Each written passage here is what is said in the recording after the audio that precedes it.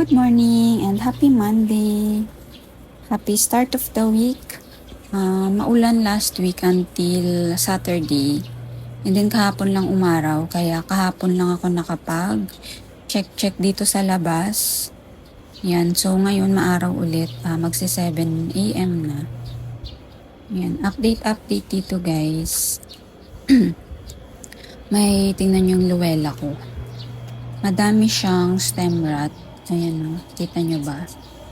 So, ito yung mga ayusin ko. And, ayan o, stem rot. And, konti na lang yung leaves niya. Naglalagas din. So, irerepat ko to mamaya. Alisin natin yung mga rot. Ayan. And, itong aking sedum orange. Tingnan nyo. May mga nabulok din dyan. Hindi ko alam. Marami ding naglagas. So, aayusin ko din siya mamaya. And meron pa pala akong wisteria dito. Akala ko namatay lahat ng aking wisteria or oxtang. Ito siya. Kung makikita nyo, payat na siya. Siguro ano na, root bound na to. Tagal niya na dito, 2 years na siguro guys. So, re-repat ko na rin yan mamaya. Yan, mag-aayos-ayos ako habang uminit. Hindi rin basa yung ating soil kasi buong araw, maaraw kahapon. Yan, kaya mag-aayos-ayos na ako. Actually, tinatamad ako ng mga nakaraan. Ang ganda guys, oh. Ang cute ng flower ni Castiglione and may mga babies siya dyan. 3. Yan, ang cute nito pag clump. So, intayin ko yan. And ito naman, parang flower, oh. Malambot na. Uhaw na yan. Uhaw na to. Didiligan ko na rin mamaya. Hindi ako nagdidilig dito sa labas kasi panay ulan. Kaso yung mga nandyan is hindi sila nababasa. Mga dito lang. Yan, ito nababasa. So, ayan. At sinipag tayo. Unahin ko muna tong dalawa. Si Luella at si ano. Tapos ito pa guys. Ito. Kung makikita nyo, nangingitim yung aking stricta. And yung aking Sansevieria Gabriele. Yung isa guys, ayan o. Parang ampayat. Pero ito is okay naman. Tapos may baby ulit siya dyan. So, ito rin. Irerepat ko rin sila. Or aalisin ko yung pumapayat. Pumapangit siya. So, sana magawa ko to lahat ngayong araw habang tayo ay sinisipag. And dito naman is, madalas ko naman tong napapakita sa inyo dito. So, ayan, hindi ko pa nailalabas yung ating agave, Queen Victoria and aloe. Mamaya, pag naayos ko. Super cute talaga nito. So, mag-aayos ako sa labas para mahanapan sila ng pwesto. Ito pa, ilalabas ko pa to. Sa medyo lilim lang. And nadagdagan yung may skills ko again. Ayan o. Pero, hindi ko pa siya nalilinis. Tas ang meron lang dito guys is yung variegated part. Konti lang naman. Sa green part, wala. Ayan lang. Ayan. Ayan, dapat madami akong maayos ngayong araw. So, buti na lang at gumanda na yung panahon. Kasi, minsan nakakatamad pag maulan. Parang masarap na lang humiga. And dito naman sa may mga skills natin. Eto, wala na to. Ano na siya? Clean na siya. Kaya lang ito LB, pabalik-balik talaga. Pag sa LB, tsaka T-line. Eto, konti na lang to. Nawala na to pero nagkaroon ulit. Eto pala, meron pa sa gitna. And ito, wala na rin to pero nagkaroon ulit. Basta T-line talaga. So, ito yung una na naging clean ito. Buti na lang kasi favorite ko to. So, gusto ko yung ano niya. Variegation niya. Ayan, wala na tong skills. So, siguro ganun nga yung panahon ng skills. Yung summer, tapos paulan. Ngayon lang ako ng super daming nagka-skill sa akin gym, no. And, teka, ang ganda. Ganda niya talaga, oh. Tuwang-tuwa ako dito sa ating Haworthia type.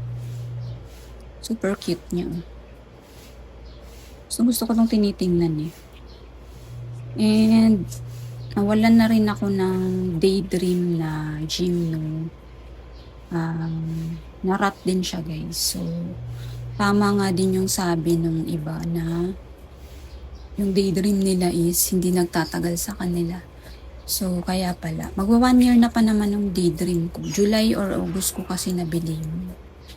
And itong mga to, bibilhan ko sila ng maliliit na pot. Lalo na yung malalaki natin. Para mahiwa-hiwalay ko na sila. Lalo yung malalaki na dito. Ayun, ito, malaki na to eh. Ito.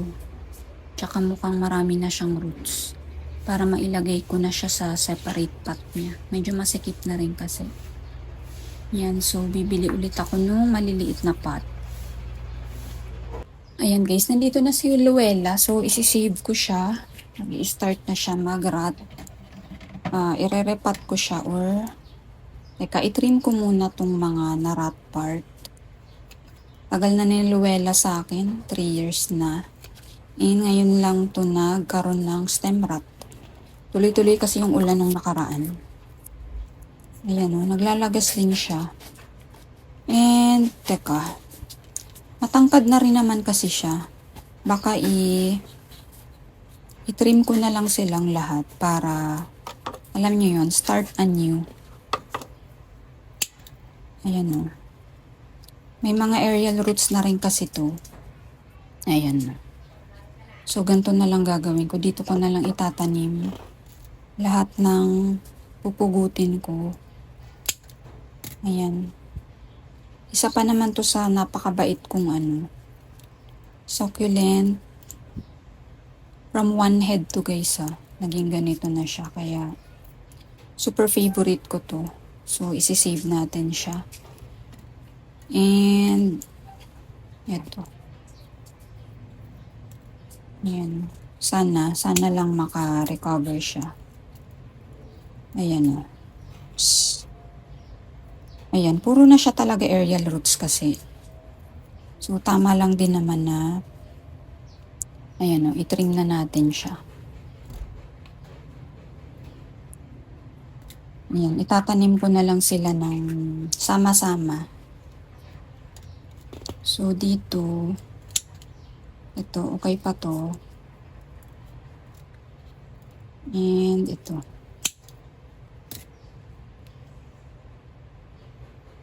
Ay, ito mukhang hindi na guys. Meron na siyang black. Ayan o. Ayan, malambot na yung gitna. Hindi na pwede. Pero, marami pa rin tayong nakuhang cuttings. Dito ko na lang sila itatanim lahat. Ayan, marami-rami to. 3 yung na-rot. Pero mas marami naman yung nakuha nating cuttings. And hindi ko na sila i-air dry. Pero hindi ko muna sila ilalabas. Hindi ko na i-air dry kasi meron ako ditong soil na super dry na.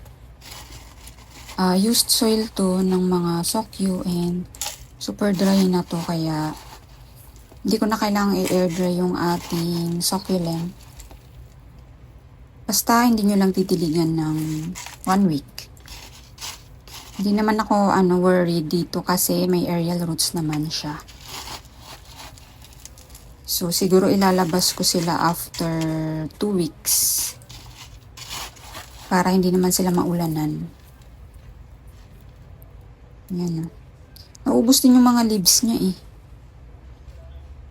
Ayan.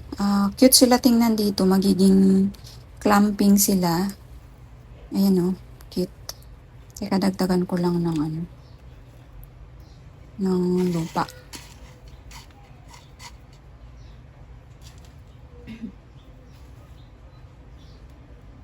Ayan. So, ganun lang yung gawin nyo guys. Pag gusto nyo nang itanim yung cuttings nyo or new succulents, pwede naman yun. Basta super dry ng inyong media. So, okay lang yun. Yan. Cute nila tingnan dito. Magiging clamping. Sana lang maging successful, maging okay yung kanilang tubo. Kasi isa to sa mga favorites ko. Tagal na to sa labas. Ngayon lang talaga siguro this is the worst summer.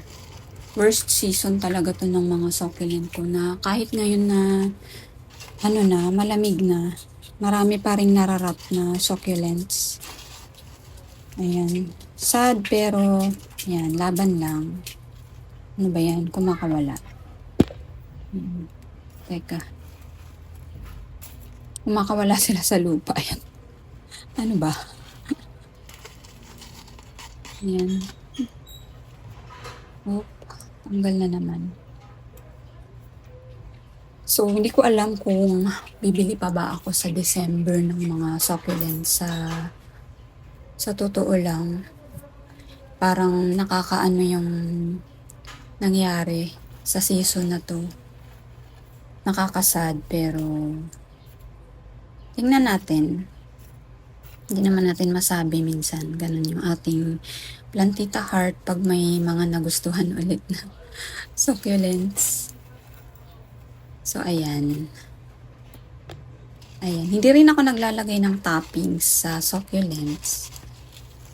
Kasi nga, maselan sila. So, ayan. Clumping na sila. Ayan cute. Ang cute, diba? Oh. Ayan. And then, dito muna siya sa lilim. Ito namang ating sidum orange. Ayan, sisave din natin siya. Ayan. Narat din pala yung mga stem niyang iba. Ayan, siguro nga dahil sa sunod-sunod na ulan. Teka, bunutin natin to. Sayang to eh. Itong ating leaf propa. Leaf propa to guys ni Ghost Plant. Lumaki na sila dyan.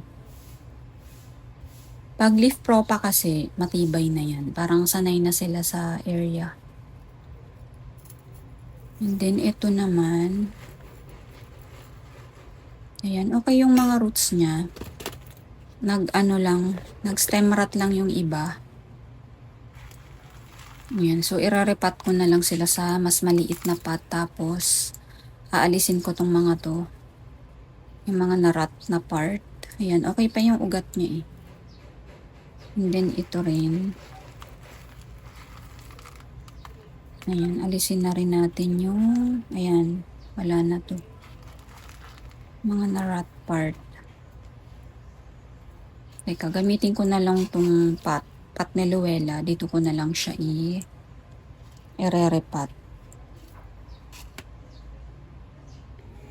Ayan guys, dito. Ang konti niya tingnan. Ayan Ayan, so sad dahil lash-lash na siya. And mahahaba na rin.